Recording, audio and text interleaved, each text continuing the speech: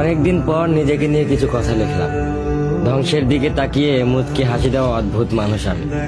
হয়তো আমি পাগল, হয়তো অনুভূতির ভিতরে কোন এক গভীর অতল দুঃখ বাসা বেঁধেছে।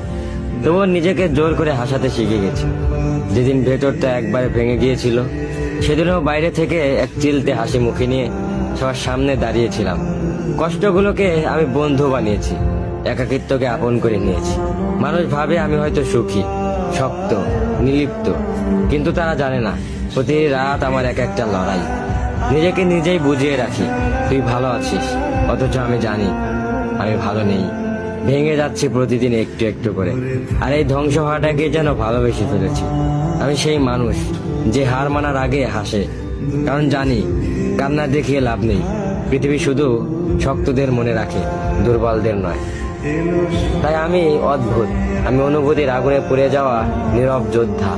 আমার জীবন কোনো সুখের গল্প নয়, এটা নিঃশব্দ বিপ্লব, যেখানে হাসির আড়ালে লুকানো থাকে হাজারো না বলা কথা, ভাঙা স্বপ্ন, হারিয়ে যাওয়া আমি।